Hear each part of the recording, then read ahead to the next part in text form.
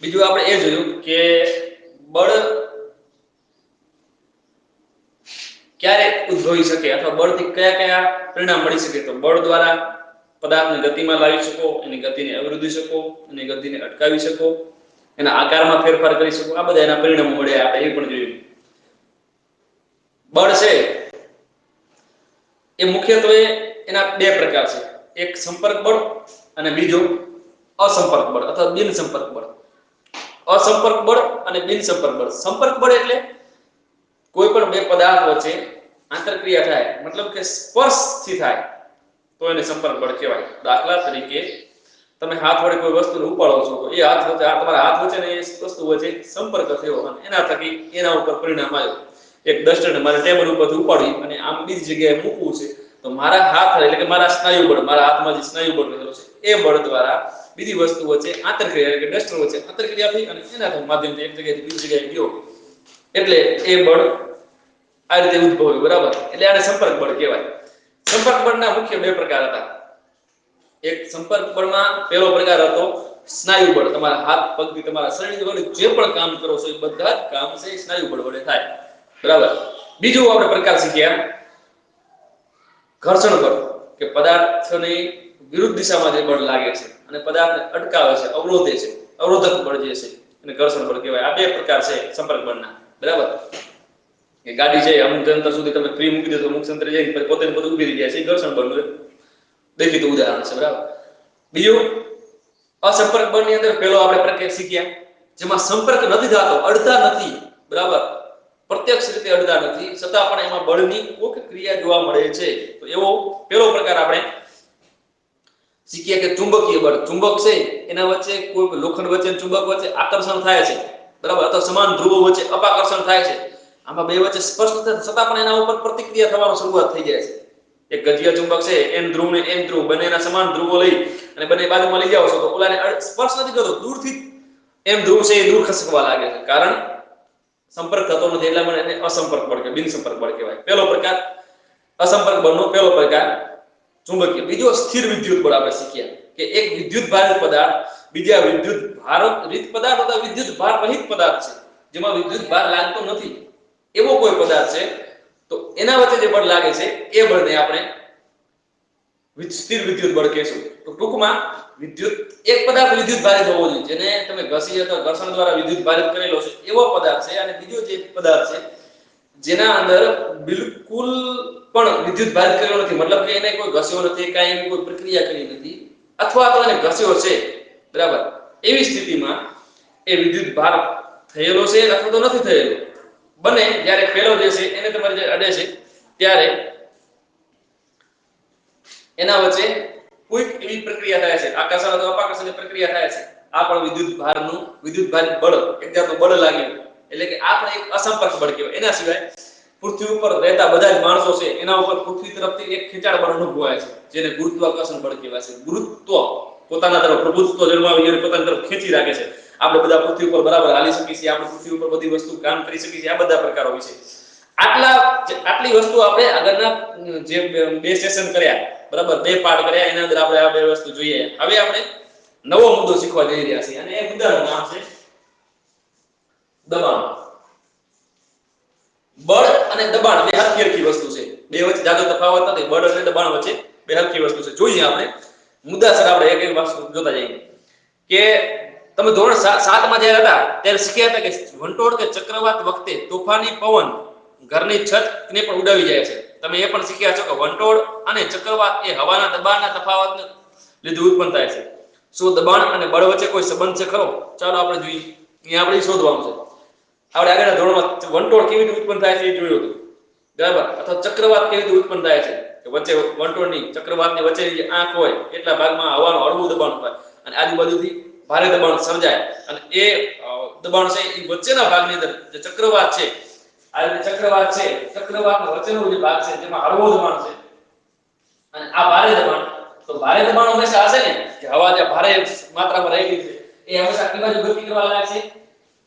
હળવા દબાણ તરફ ગતિ કરવા લાગશે અને ખૂબ જ તીવ્રતાથી, ખૂબ જ તાકાતથી ગતિ કરવા લાગશે. હવે ગતિ કરશે એટલે આ વિસ્તારની અંદર આ જે બધો ડાર્ક વિસ્તાર છે, આ વિસ્તારની અંદર જેટલા પણ વિસ્તારો આવેલા હશે ત્યાં પવન ખૂબ જ ઝડપથી ફૂંકાશે બરાબર આ રીતે ચક્રવાત આપણે જોતા હતા એટલે કહેવાનો મતલબ કે આપણે એકદમ દબાણ ઉત્પન્ન થયો હળવું દબાણ કે ભારે દબાણ છે એ પણ એક જાતનું બળ જ છે એ બળ ઉત્પન્ન કરે છે બરાબર બળનું એક પ્રકાર દબાણને કહી શકાય ફરક એટલો છે કે આ પ્રવાહી લાગે છે ઓલો પ્રત્યક્ષ લાગતો હતો એવી રીતે ચક્રવાત છે કે કોઈ લાકડાના પાટિયામાં એક લાકડાનો પાટિયો અથવા તો એક આ દ્રષ્ટિ લઈ એના ઉપર આપણે ખીલી એક રાખી બરાબર તમારે ખીલી હોય એક ખીલીને તમે શીર્ષ એટલે કે એનું માથું જે છે એ તરફથી ઠોકવાની કોશિશ કરો જે બાજુ ખીલીનો ઉપરનો ભાગ હોય ઊંધો અણીવાળો ભાગ નહીં અણી વગરનો જે ભાગ છે ઉપરનો ભાગ જે માથાવાળો ભાગ છે એને તમે રાખીને એના ઉપરથી ઊંધી ઠોકવાની કોશિશ કરો તમે એ ખીલીને અંદર બેસાડી શકતા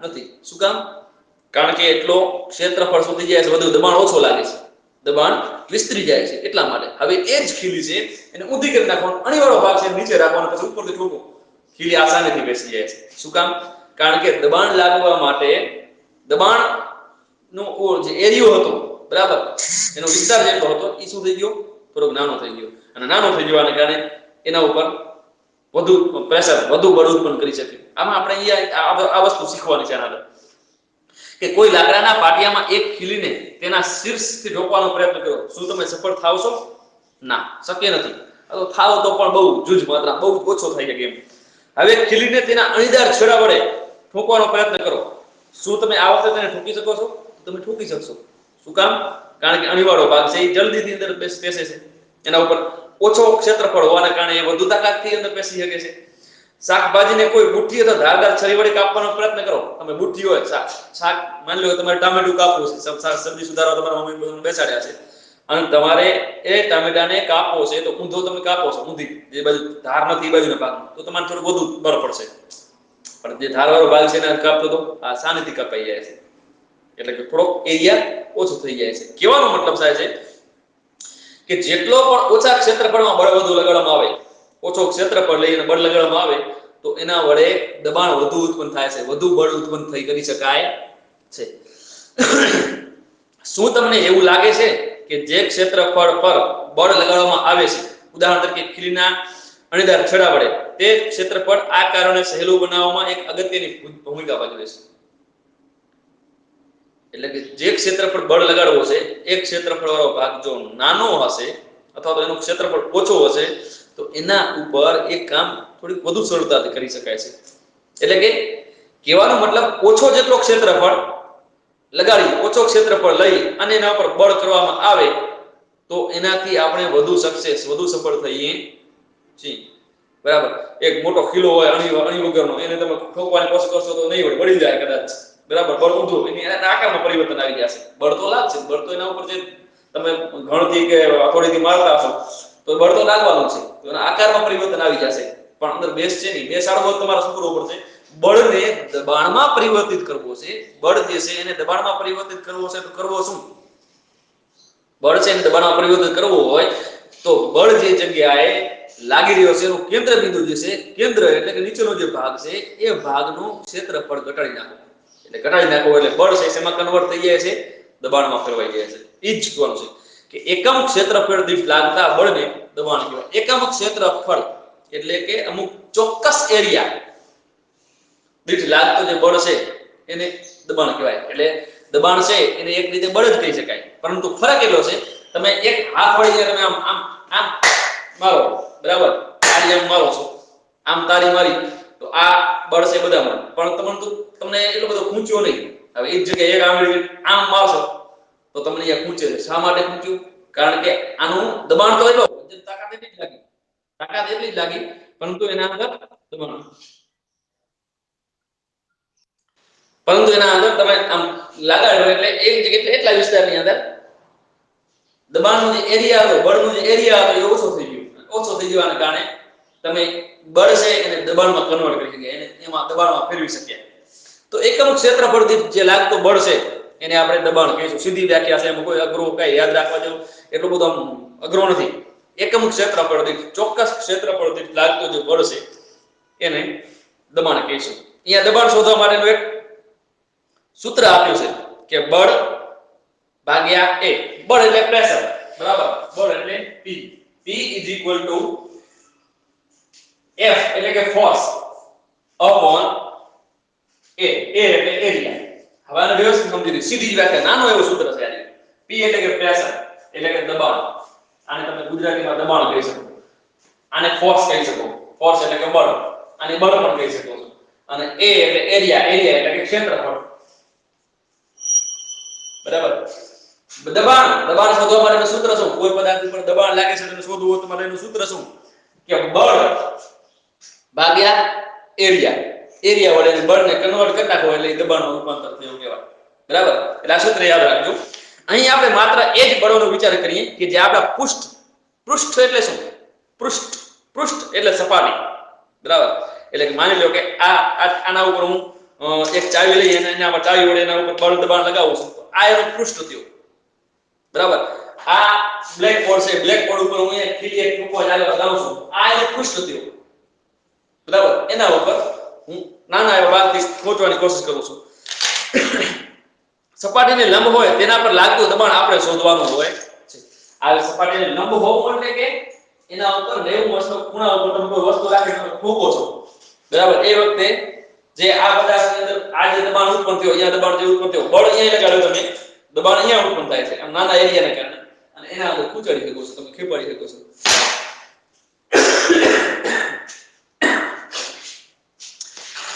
હવે અહીંયા પહેલીને સમજાય છે, પહેલી કહે છે કે મને સમજાયું કે કુલીઓને જ્યારે ભારે બોજ ઉપાડવાનો હોય, કુલી તો જોયા છે ને, જે લોકો બસ રેલવે સ્ટેશન ગયા હશે તો તે તમારો વજન ઉપાડી દેવા માટે ઓલા કીડીઓ લાલ કલરના કપડા પહેરીને ફરતા હોય, બિલા અહીંયા લગાવેલા હોય. બરાબર.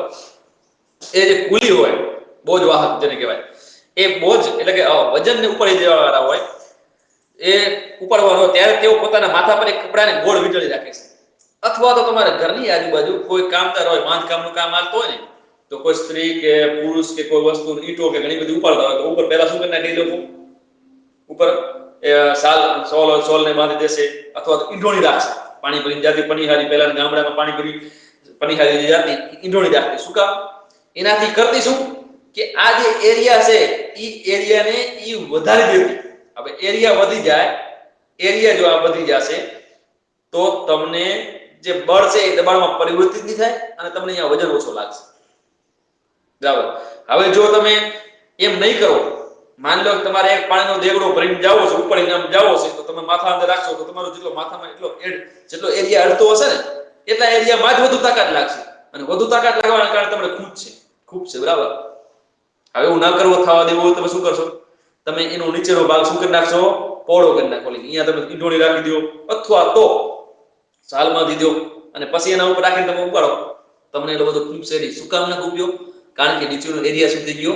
વિસ્તૃત, મોટો થઈ ગયો. એટલે દબાણ છે, જે બળ છે એ દબાણમાં જે પરિવર્તન થતો હતો, બળ છે લાગે, બળ એટલો છે 10 કિલોની બેગ હોય તો 10 કિલો જ વજન લાગતું હોય, પણ જ્યારે તમે અંદર ઈંઢોણી કે એરિયા વધારતા નથી ત્યારે તમને વધુ વજન લાગે છે. પરંતુ જ્યારે એરિયા વધારી દો છો, એના ઉપર તમે કોઈ પદાર્થ કોઈ વસ્તુ છે એ વીંટી લ્યો છો અને પછી રાખો તો એરિયા વધી જવાને કારણે પછી તમને એનું અસર થતી નથી. બરાબર. એનો મતલબ એવો થયો કે આમ કરવાથી એક ક્ષેત્રફળ વધારી દેશે. તો અહીંયા જો આમ કરીને તેઓ પોતાના માથા સાથે બોજના સંપર્ક ક્ષેત્રને વધારી દેતા હોય છે. આથી તેમના માથા પર લાગતું દબાણ ઘટી જાય છે અને તે બોજને સરળતાથી ઉઠાવી શકે છે. તમારા માથા ઉપર, તમારા શરીર ઉપર કે કોઈ જગ્યાએ બળ લાગતો, દબાણ લાગતો હોય તો દબાણને તમારે ઘટાડવા માટેનો સૌથી શ્રેષ્ઠ ઉપાય શું? એનું એરિયા વધારી દેવું. એનું ક્ષેત્રફળ છે, એનું પૃષ્ઠ ઉપર સપાટી જે ભાગ જે છે એને વધારી દેવું. અહીંયા એક જો ચિત્રમાં બતાવ્યો છે, ભારવાહક ઉપાડીને લઈ જતો કુલી છે, તો એ શું કરે છે? ઉપર પોતાના ઉપર એક પાઘડી પહેરેલી છે અને પાઘડીના કારણે એને વજન છે ઓછો લાગે છે. હવે અહીંયા નોંધો કે ઉપરના સૂત્રમાં ક્ષેત્રફળ છે એ છેદમાં છે. અહીંયા ક્ષેત્રફળ એટલે કે એરિયા, આ જે સૂત્ર છે એના અંદર ક્ષેત્રફળ ક્યાં આવેલો છે? છેદમાં. એટલે કે આ અંશ ઉપરનો ભાગ છે, નીચેનો ભાગ એના નીચેના ભાગમાં છે. તેથી જો બળ સમાન હોય તો પૃષ્ઠનું ક્ષેત્રફળ જેટલું ઓછું હોય તેના પર લાગતું દબાણ એટલું જ વધારે હશે.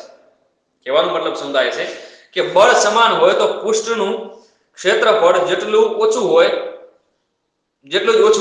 તેના પર લાગતું દબાણ એટલું જ વધારે હશે, અને ખીલીના અણીદાર ભાગનું ક્ષેત્રફળ એ તેના શીર્ષના ક્ષેત્રફળ કરતા ઘણું ઓછું છે. તેથી તે બળ ખીલીના અણીદાર ભાગને લાકડાના પાટિયામાં ઠોકવા માટે પૂરતું દબાણ ઉત્પન્ન કરે છે. કેવા શું માંગે છે કે બળ સમાન હશે, બરાબર, સરખું હશે, અને પૃષ્ઠનું ક્ષેત્રફળ જો ઓછો હશે, એટલે કે તમે જે ફૂંકવા માંગો છો ખીલીનું જે આગળનું ક્ષેત્રફળ ઓછું હશે તો એટલો દબાણ વધુ ઉત્પન્ન કરશે, બરાબર. એક ચોક છે, બરાબર, આનું અત્યારે આ જે પૃષ્ઠનું ક્ષેત્રફળ છે એ કેવો છે, વધારે છે, પણ મારે આનું નાના ઝીણા એકદમ અક્ષર કાઢવા છે અને કેવું હતું શું કરું છું, આને છોલી નાખું છું. એ વખતે જે ભાગ આગળનો ભાગ બન્યો એ કેવો થઈ ગયો, નાનો થઈ ગયો, અને પછી એના ઉપર વજન લખીને અક્ષર વધુ સારા અને સચોટ કાઢીએ તો શું કામ, કારણ કે એનો આગળનો ક્ષેત્રફળ કેવો થઈ ગયો, નાનો થઈ ગયો, અને નાનો થઈ ગયો કારણે તમે એને કાર્ય સરળતાથી. કહેવાનો મતલબ અહીંયા એમ થાય છે કે જો પૃષ્ઠનું ક્ષેત્રફળ ઓછો હશે એટલો દબાણ વધી જશે. એક ખીલો હોય, દાખલા તરીકે મારે આ ચાવી છે એનું આ પૃષ્ઠનું ક્ષેત્રફળ વધારે છે, અને આને મારે આ દિવાલની અંદર ફૂંકવી છે તો મારે બહુ તાકાત લગાવવી પડશે, વધુ પડતો બળ દેવો પડશે. પણ મારે એ જ જગ્યાએ કોઈ ખીલી લઉં છું તો ખીલીમાં આગળનો ભાગ કેવો હશે, ખૂબ જ પાતળો હશે, નાનો હશે, અણીવાળો ભાગ હશે. અણીવાળા ભાગને હું ઠોકું છું તો આરામથી ઠોકી શકું છું. એનો મતલબ એવો હતો પૃષ્ઠનું ફળ એટલે કે આગળનો જે ભાગ છે એ ભાગ જેટલો નાનો એટલો એના ઉપર દબાણ વધુ લાગે છે. સમજાય છે હું જે કહું છું કે આગળનો ભાગ જેટલો લાંબો નાનો એટલો દબાણ એના ઉપર વધુ બળ વધુ તાકાત તમે કરી શકશો, બરાબર. લાકડા ફાડવા માટે ખીલાઓ વાપરે, જેને શું કહેવાય, છીણીઓ અલગ અલગ પ્રકારની વાપરે. વિચાર કરો એને ખીલાઓની જગ્યાએ ડાયરેક્ટ ઘણ મારતા હોય તો, ડાયરેક્ટ આપણે ઘણ મારતા હોય તો શું થાય, ડાયરેક્ટ ઘણ મારી દો તો તમે એ લાકડાને તોડી શકતા નથી, પણ એ જ જગ્યાએ એના ઉપર છીણી રાખી અને પછી ઘણ મારો છો તો એ લાકડો છે ફાટવા લાગે છે, તૂટવા લાગે છે. કારણ શું, કારણ કે બળ તો જે તમે ઘણ મારતા હતા, જ્યારે ઘણ મારતા હતા એ વખતે બળ તો એટલો જ લગાવતા હતા, છતાં પણ લાકડો તૂટતો નતો, કારણ કે એનું નીચેનું ક્ષેત્રફળ, ઘણના ઉપરના ભાગનું જે ક્ષેત્રફળ છે, પૃષ્ઠફળનો જે ભાગ છે એ ખૂબ જ મોટો છે. અને જ્યારે તમે છીણી લગાવી એના ઉપર લગાવશો તો છીણી શું કરે છે, એ વજનને પ્રવાહ કરીને નીચેના ભાગની અંદર પેશાબ કરશે. એટલે આગળનો ભાગ, છીણીનો આગળનો ભાગ, આગળનો જે પૃષ્ઠ જે ભાગ છે એનો એરિયા છે ખૂબ જ નાનો છે, એટલે કે અણીવાળો ભાગ છે, એના કારણે એ નીચે બેસી જાય છે. એના કારણે એના ઉપર દબાણ ઉત્પન્ન થાય છે, બળ છે દબાણમાં પરિવર્તિત થાય છે, અને પછી એનાથી તમે સરળતાથી કામ કરી શકો છો. એટલે કે બળ છે ખીલીના અણીદાર ભાગને લાકડાના પાટિયામાં ઠોકવા માટે પૂરતું દબાણ ઉત્પન્ન. શું હવે તમે બતાવી શકશો, ચલો શું હવે તમે બતાવી શકો છો કે ખભા પર લટકાવવા માટેના થેલામાં પહોળી પટ્ટી કેમ લગાવવામાં આવે છે? તમે ઘરેથી સ્કૂલે આવો તો એ વખતે બેગ લગાવીને આવો છો, બરાબર, તો એ બેગમાં પટ્ટી છે એ પહોળી શા માટે હોય, એવું શું કામ? અથવા તો તમારા ઘરે તમને ડોલ ઉપાડવાનું કે, બરાબર, મમ્મી કે પપ્પા કે ડોલ ઉપાડવાનું કે, તો ડોલની અંદર જોજો જે જગ્યાએ ઉપાડવાનો ભાગ હશે ને એ જગ્યાએ પ્લાસ્ટિકની થોડી પટ્ટી હશે, પહોળી હશે. શું કામ એવું હોય? આવું કરવા પાછળનું શું કારણ? એની પાછળનું રીઝન એ હોય છે કે એનું એરિયા વધારી દેવામાં આવે, જેથી કરીને તમે એને ઉપાડો ત્યારે તમને ખૂપે નહીં, એના ઉપર બળ છે એ દબાણમાં ઉત્પન્ન ના થાય, બરાબર. હવે એ જગ્યાએ ડોલ છે એ જગ્યાએ તમારે ઉપરનો ઓલો પ્લાસ્ટિક કવર ના હોય, ઉપાડવાની જગ્યાએ કવર ના હોય, એમને તમે ડોલ ઉપાડશો, થોડી વાર ઉપાડશો તો તમારા હાથની અંદર ખૂપી જશે, તમે રાડો પડશો, મને ખૂપી આવે છે, થાકી જાવ છું. પછી એ ખૂપવાની જગ્યા છે ને ટુવાલ વીટી લ્યો અને પછી તમે ઉપાડો, તમે સરળતાથી ઉપાડી શકો છો. એવી જ રીતે થેલાને તમે ઉપાડો છો, જો સીધી દોરી હશે, ઝીણી દોરી હશે અને વજન વધુ હશે તો અહીંયા તમારે ખૂપી જશે આટલા ભાગમાં. કારણ શું? આગળના ભાગનું એનું જે બળ હતો એ દબાણમાં પરિવર્તિત થયા, દબાણના કારણે તમારો અહીંયા ભાગ ખૂપી જાય છે. હવે એક દબાણને ઘટાડવો હોય તો એનું એરિયા જે છે એટલે કે પટ્ટી છે એને શું કરવી પડે? પહોળી કરવી પડે. પહોળી કરી નાખી એટલે આપણે દબાણ એટલો બધો લાગતો નથી, ખૂપતી નથી, અંદર બેસતી નથી. કહેવાનો મતલબ કે એરિયા જો વધુ હશે તો દબાણ ઓછું હશે, જેટલો એરિયા નાનો હશે આગળનો એટલો દબાણ વધી જશે. હવે તમને કાપવા અથવા તો કાણા પાડવા માટેના ઓજારોની ધાર હંમેશા તીક્ષ્ણ કેમ હોય છે? અહીંયા પ્રશ્ન છે કે કાપવાના, કોઈ વસ્તુને કાપવી છે, કટિંગ કરવી છે તો એની ધાર શું કામ હોય? અથવા તો કોઈ ખૂંપી છે, ખીલો છે, ખીલી છે, આ બધાની અણી શું કામ હોય છે? એની પાછળનું રીઝન શું? એની પાછળનું રીઝન એ છે કે આ બધી વસ્તુને જ્યારે તમે કે કોઈ વસ્તુ કાપવી છે તો એરિયા નાનો હશે તો બળ વધુ લગાવી શકશો, બરાબર. માની લો કે તમારે એક દૂધી છે એને તમારે કાપવી છે બરાબર. અને અણી વગરનો એમને તમારી ચમચી છે, ચમચી વડે તમે કાપો તો કપાસે થોડી બર પડશે, વધુ તાકાત લગાવવી પડશે, બળ વધુ લગાવવું પડશે. એ જગ્યાએ ચાકુથી કાપો છો તો આરામથી કપાય છે. કારણ શું? એનો આગળનો ભાગનો અણીવાળો ભાગ છે. અણીવાળો ભાગ એટલે કે દબાણ વધુ ઉત્પન્ન કરે છે. અને દબાણ અણી હોય અથવા તો ધાર એ વધુ દબાણ ઉત્પન્ન કરે છે. દબાણ વધુ ઉત્પન્ન કરવાને કારણે તમારું બળ છે એ દબાણમાં કન્વર્ટ થઈ અને વધુ તાકાત ઉત્પન્ન કરે. શું પ્રવાહીઓ, હવે આ તો વસ્તુથી ઘન પદાર્થો ઉપર લાગતા દબાણની, બરાબર. શું પ્રવાહી પદાર્થો જે છે એ પણ બળ ઉત્પન્ન કરે છે ખરા? પ્રવાહી પદાર્થ હોય તો શું એ પણ દબાણ ઉત્પન્ન કરતા હશે ખરા? તમારા ઘરની અંદર પાણીની આખી ટાંકી ભરાયેલી છે, ત્યારે તમારા બાથરૂમમાં આવો તો પાણી કેટલો પ્રેશરથી આવે છે? વધુ પ્રેશરથી આવે છે, ટાંકી ભરાયેલી હશે તો. પણ ટાંકી અડધી થઈ ગઈ, ખાલી થઈ ગઈ, એમ પ્રેશર કેવો થતો જશે? ધીમું થઈ જશે, બરાબર. પૂર્ણ ભાગની ખાલી ટાંકી ભરાયેલી હોય એ વખતે તમારા નળમાં પાણી આવતું હશે, કેવું આવશે? ઓછું આવશે. જો ઘરની અંદર પાણી પ્રેશરથી આવે એટલા માટે આપણે ટાંકીને ક્યાં રાખીશું? ઉપર રાખીશું, ઉપરના ભાગે છે રાખીશું, જેથી કરીને પ્રેશર વધુ આવે. શું કામ એવું કરીએ છીએ? એમ કરીને આપણે એનો દબાણનો એરિયા છે એ વધારીએ છીએ, અને દબાણનો એરિયા વધે છે, બરાબર. એટલે બળ છે વધુ તાકાતથી, વધુ પ્રેશરથી આપણા સુધી પાણી પહોંચવા લાગે છે. શું પ્રવાહી અને વાયુઓ દ્વારા પણ દબાણ લાગે છે? શું એ જે ક્ષેત્ર પર બળ લાગતું હોય તેના પર આધાર રાખે છે ખરું? ચલો આપણે અહીંયા જોઈએ અલગ અલગ. 11.9 મુદ્દા નંબર 11.9 જે છે પ્રવાહીઓ તથા વાયુઓ દ્વારા લગાડવામાં આવતું દબાણ.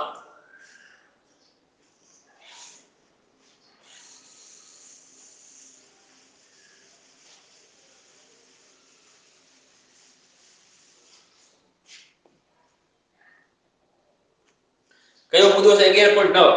એમાં એમ કીધું છે કે પ્રવાહીઓ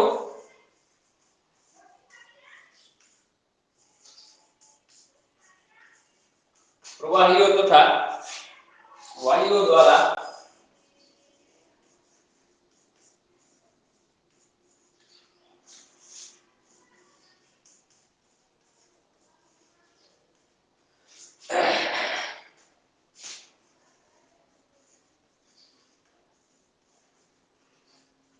આવતું દબાણ. આટલી વાર આપણે જે શીખ્યા ને એ કયા મુદ્દા ઉપર શીખ્યા? કે ઘન પદાર્થો ઉપર શું અસર થાય છે દબાણની, બરાબર. હવે પ્રવાહી પદાર્થ, પાણી, તેલ, ઓઇલ, આ બધી વસ્તુઓ, બરાબર, એના ઉપર દબાણ શું અસર કરે છે એ જોવાનું છે. અને વાયુ પદાર્થો, બરાબર, હવા, બરાબર, એના સિવાય જેટલા પણ વાયુઓ છે બધા વાયુ બધું આવી જાય. વાયુ પદાર્થો, ગેસ ઉપર શું અસર થાય છે અથવા તો વાયુ ઉપર શું અસર થાય છે એના વિશે આપણે અહીંયા શીખવાનું છે. જોઈએ એના માટે અલગ અલગ પ્રવૃત્તિઓ આપેલી છે. જો આ પ્રવૃત્તિઓ હું મૌખિક રીતે સમજાવવાની કોશિશ કરીશ, બરાબર. અને આના માટે જો મને કોઈ YouTube ની અંદર કોઈ સરસ મજાનું લાઈવ ડેમોન્સ્ટ્રેશન બતાવો તો વિડિયો મળી જશે, તો હું તમને સ્ટડી મટીરીયલ જે છે એના અંદર એની લિંક કોપી કરી દઈશ, ત્યાંથી તમે એક વખત જોઈ લેજો કે પ્રવૃત્તિ કેવી રીતે થાય છે. જોઈએ, એક પારદર્શક એક કાચની નળી લેવાની છે. પારદર્શક હોય એવી કાચની એક નળી લેવાની, અને એક અથવા તો પ્લાસ્ટિકનો પાઇપ લઈ લેવાનો. પાણીની પાઇપની નળીની લંબાઈ લગભગ 15 સેમી લેવાની. 15 સેમી લાંબી એટલે કે અડધા ફૂટ જેટલી, બરાબર. એવી એક પાણી પાઇપ લઈ લેવાની, અને એનો વ્યાસ લગભગ 5 થી 7.5 સેમી જેવો હોવો જોઈએ. વ્યાસ એટલે શું? આવી લંબાઈ છે કેટલી સેમી લેવાની? 15 સેમી લેવાની. અને એનો વ્યાસ એટલે કે પહોળી એ કેટલી હોવી જોઈએ? 5 થી 7.5 સેમી જેવી લાંબી પહોળી હોવી જોઈએ. એક સારી ગુણવત્તાવાળા પાતળા રબરનો ટુકડો લેવાનો. સારી ગુણવત્તાવાળા એટલે કે થોડાક લોડથી તૂટી ન જાય એવો ગુણવત્તાવાળો ફુગામાં આવે ને એવી એક રબર લેવાનું. એને લગાવવા માટે, આજુબાજુ લગાવવા માટે એક રબર લેવાની છે. પાઇપના એક છેડા પર રબરની શીટને ખેંચીને બાંધી દેવાની. હવે પાઇપને ઉર્ધ્વ સ્થિતિમાં રાખવાની. ઉર્ધ્વ એટલે કે ઊંધી, એ રીતે સ્થિતિમાં રાખી એને મધ્ય ભાગથી પકડવાની છે. આકૃતિમાં બતાવ્યો છે એ પ્રમાણે અહીંયાથી મધ્ય ભાગમાં પકડવાની છે. હવે મધ્ય ભાગમાં આવી રીતે મધ્ય ભાગમાં રાખી અને આકૃતિમાં કોઈ મિત્રને પાણીમાં પાઇપમાં રેડવાનું કહો. અહીંયા તમારે એક રબર લઈ લીધું, ફુગા જેવો રબર લઈ લીધી છે, અથવા ફુગો લઈ લીધો પણ હાલે, બરાબર. હવે એ જે ફુગો લીધો છે એના અંદર રબર વડે એ ફુગાને બાંધી દેવાનો છે. પછી એ પાઇપને ઊંધી પકડી એના અંદર કોઈ મિત્રને કહેવાનું અહીંયા પાણી રેડો. હવે પાણી રેડે છે શું રબરનું પડ બહારની બાજુ ઉપસે છે? જેવો જેવો પાણી અંદર રેડવાતો જશે ને એવો એ પાણી જેવો ભરાતો જશે એવો રબરનો બોલો જે ફુગો છે શું થવા લાગે છે? ફુગો ફૂલવા લાગે છે.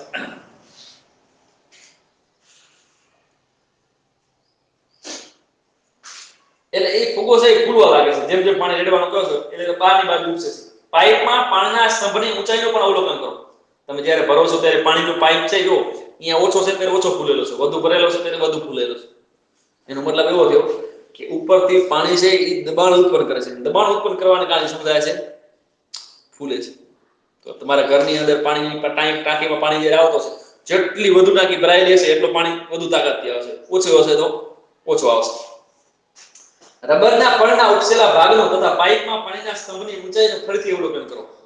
આ પ્રક્રિયાનો થોડી વાર પુનરાવર્તન કરો. શું તમે રબરના પળમાં ઉપસેલા ભાગ અને પાઇપમાં પાણીની ઊંચાઈના સ્તંભ વચ્ચે કોઈ સંબંધ જોઈ શકો છો? સીધી રીતે જોવા જાવ તો ખબર પડી ગઈ કે જ્યારે રબરના પાઇપની અંદર પાણી વધુ છે ત્યારે નીચેનો ભાગ પણ ઉપસેલો વધુ છે. જ્યારે રબરનું પાઇપ ની અંદર પાણી ઓછો છે ત્યારે ઉપસેલો ભાગ ઓછો છે. એનો મતલબ એવો થયો કે જેટલા વધુ જથ્થાની અંદર ઉપરથી બળ છે એ ઓછા એરિયાની અંદર રહી અને પછી દબાણ ઉત્પન્ન કરે છે ત્યારે એ શું થાય છે? વધુ ઉપસે છે. એનો મતલબ એવો થયો કે પ્રવાહી પદાર્થો પણ દબાણ ઉત્પન્ન કરે છે. આ સમજી ગઈ વસ્તુ છે, બરાબર? ચલો એના પછી બીજું પ્રવૃત્તિ આપે છે 11.9. પ્લાસ્ટિકની એક બોટલ લેવાની છે, આ પ્રકારની એક બોટલ, બરાબર?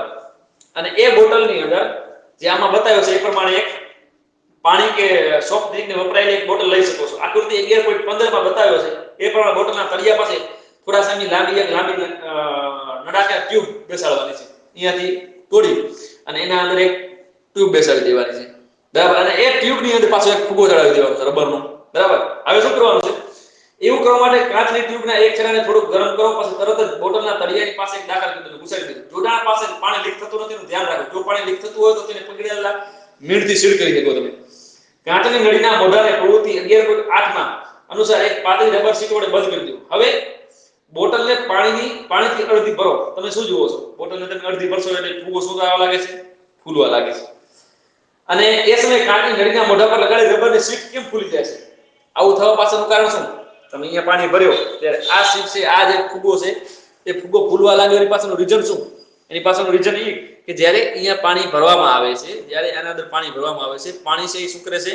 એક દબાણ ઉત્પન્ન કરે છે. અને દબાણ ઉત્પન્ન કરવાના કારણે એ દબાણની અસર ક્યાં થાય છે? આ ફુગા ઉપર થાય. ફુગો એ ફૂલવા લાગે છે. તો પ્રવાહી પદાર્થ છે એ દબાણ ઉત્પન્ન કરે છે. આ બે પ્રવૃત્તિ ઉપર ટૂંકમાં આપણે એ શીખવાનું છે કે પ્રવાહી પદાર્થ છે એ દબાણ ઉત્પન્ન કરે છે.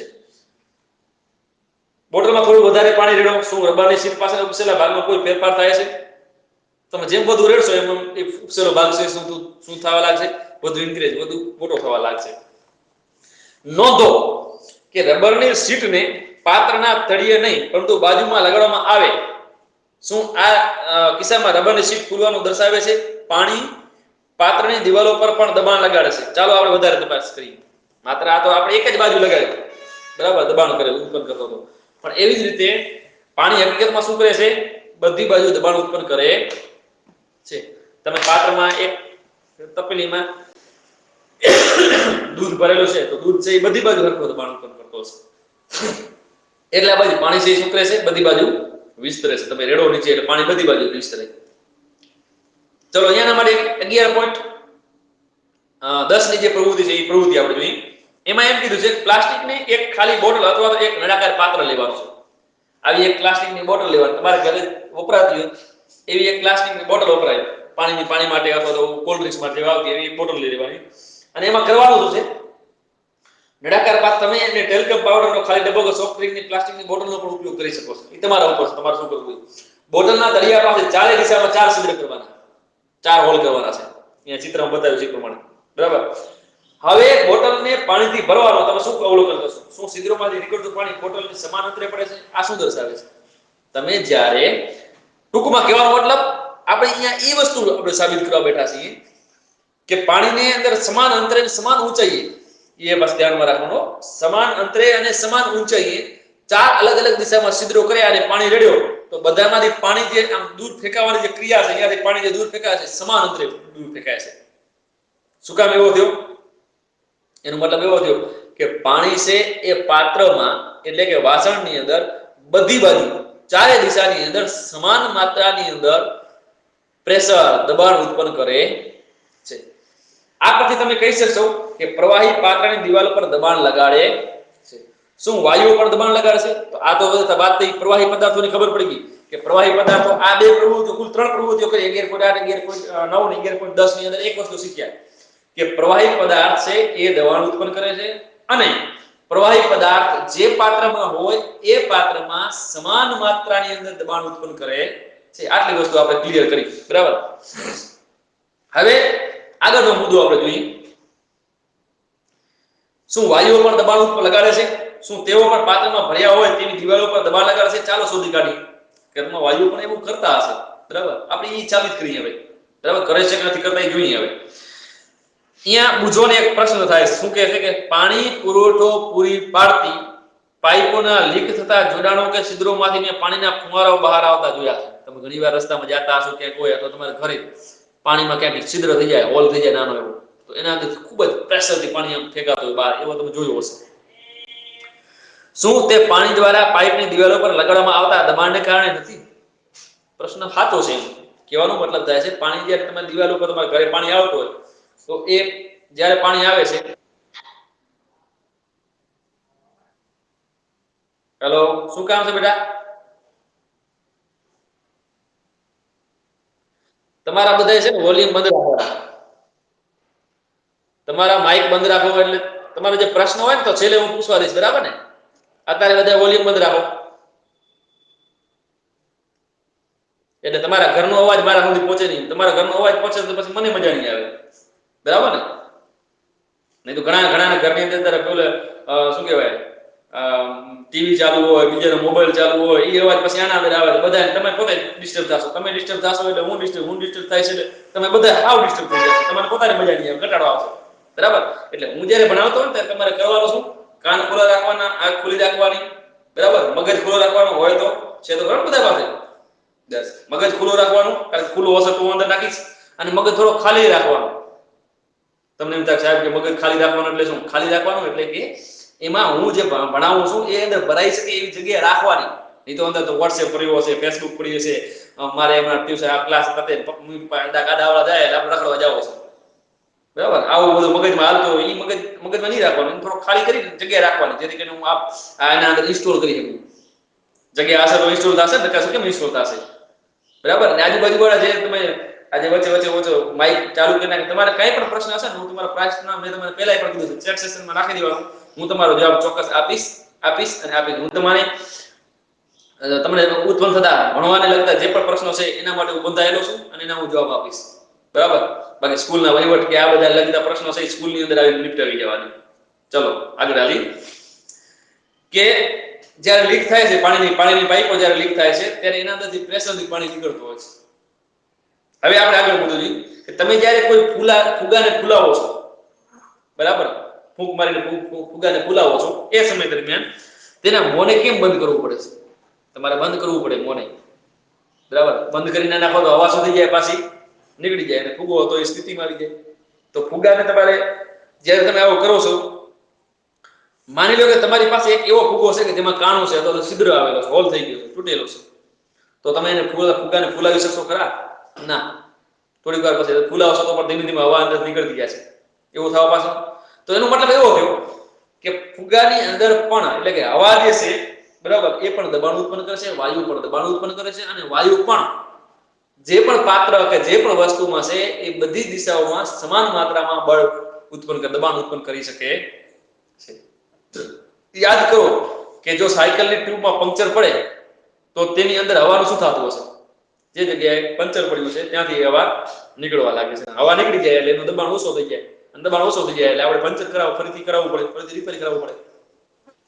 શું આ બધા અવલોકનો સૂચવે છે કે હવા કોઈ ફૂલાવેલા ફુગ્ગા કે સાયકલની ટ્યુબની અંદરની દિવાલો પર દબાણ લગાડે છે? આમ આપણે જોયું કે વાયુ પણ જે પાત્રમાં ભર્યા હોય એની દિવાલો ઉપર દબાણ લાગે છે. મુખ્ય મુદ્દાઓ કે પ્રવાહી અને વાયુ બંને પદાર્થ ઉપર દબાણ લગાડે છે, બરાબર? દબાણ ઉત્પન્ન કરે છે. દબાણ ઉત્પન્ન કરે છે એના સિવાય એ જે પાત્રમાં કે જે પણ વસ્તુમાં હોય એ વસ્તુની ચારે દિશાઓ શું કામ? 10 દિશાઓ ઉપર દબાણ લગાડે છે, બરાબર? બધી બાજુ દબાણ લગાડે છે. તો આ જે આપણે મુદ્દાઓ જોયા એ મુદ્દાઓની અંદર મુખ્યત્વે દબાણ વિશે શીખ્યા અને દબાણના ઘન પદાર્થો ઉપર કેવી રીતે દબાણ લગાડે છે અને પ્રવાહી પદાર્થો ઉપર કેવી રીતે દબાણ લગાડે છે એ વસ્તુ જોઈ. બરાબર. હવે આવી રીતે આપણે દરરોજ અલગ અલગ સમયે લાઈવ આવતા રહેશું અને એના માધ્યમથી આવી રીતે શીખતા રહેશું. બરાબર. હવે આગળનો મુદ્દો છે એ ચાલુ કરશું તો એ થોડીક વારમાં પતે એવું છે નહીં, થોડોક વધુ હાલશે. બરાબર. એટલે આના પછીનું જે સેશન હજી એક થશે એના અંદર આપણે લઈ લેશું. હવે આજે આપણે જે શીખ્યા એના અંદર કુલ 3 પ્રવૃત્તિઓ આવી. બરાબર. 1, 11.8, 11.9 અને 11.10 આ ત્રણે પ્રવૃત્તિઓ તમારે પ્રયોગના સ્વરૂપની અંદર એક નોટમાં લખવાની અને તૈયાર કરવાની. યાદ રાખવાનું એક્ઝામ અત્યારે ભલે કોરોનાની મહામારી આવે છે, શું થશે હજી કાંઈ નક્કી નથી, તમારો મને કાંઈ નક્કી નથી, પરંતુ આ સમય દરમિયાન તમારે આપણું જે કામ કરવાનું છે, જે ભણવાનું છે એ તો આપણે કરવાનું છે. બરાબર. તો આ 3 જે પ્રવૃત્તિઓ છે એ નોટમાં લખી રાખવાની છે અને જ્યારે અમને યોગ્ય લાગશે ત્યારે અમે તમારી પાસે નોટ મગાવશું. હવે કોઈને કાંઈ પ્રશ્ન હોય તમે માઇક ઓન કરી શકો છો અને પ્રશ્નનો જવાબ મેળવી શકો છો. બોલો.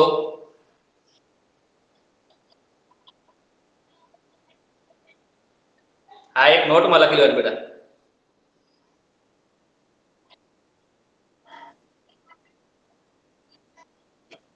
હા વાંધો નહીં, લખી શકાય, પણ એક નોટ એ તમારે એક નોટ મારી છે ને બનાવી જ નાખવાની. એના અંદર દરરોજ લેસન આવતો ને એ નોટની અંદર તમને કહું છું, માની લો કે તમારે આ નોટ છે. બરાબર. તમારે મેં 10-20 પ્રશ્નો કાલે કરવાના કીધા, તો આના અંદરથી 20 પ્રશ્નો તમે તમારી રીતે પણ બનાવી શકો છો, ગાઈડનો ઉપયોગ પણ કરીને પણ બનાવી શકો છો અને એ 20 પ્રશ્નો લખીને તૈયાર કરવાના. બરાબર. ચલો, બીજું કોઈને કઈ પ્રશ્ન? શું?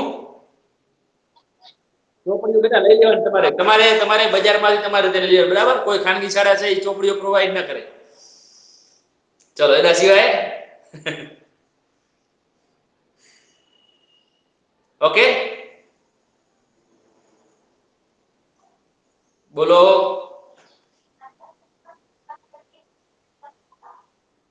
હા બેટા, લખવાનું એટલે બીજું ટીક કરે એવું તો નથી લખવાનું. આપણે હું તમને જે પ્રશ્નો તમને આપું છું ને એ પ્રશ્નો તમને લેસન હોમવર્કમાં આપ્યા હોય ને એ તમારે કરતા જવાનું. બરાબર. દાખલા તરીકે ગઈકાલે મેં 20 પ્રશ્નો આપ્યા તો 20 પ્રશ્નો બનાવીને તમારે લખવાના. આજે મેં તમને 3 પ્રવૃત્તિ આપી છે, 3 પ્રવૃત્તિઓ લખી લેવાની. બરાબર. અને તૈયાર પણ કરી રાખવાની. એવું ના સમજવું સાહેબ. ચલો, નંદની બોલ. પ્રવૃત્તિ 11.8, 11.9, સોરી 11.8, 9 અને 10, પેજ નંબર 138 ઉપર. 8, 9 અને 10. ચલો, એના સિવાય બીજું કોઈ? હા, દોરવાની, આકૃતિ દોરવાની, પ્રવૃત્તિ, હેતુ, સાધનો, અવલોકન, પદ્ધતિ અને નિર્ણય આ બધું જ લખવાનું. એમાં જ એક જ નોટ બનાવવાની, એક જ નોટની અંદર બધું લખવાનું. ચલો, એના સિવાય કોઈ?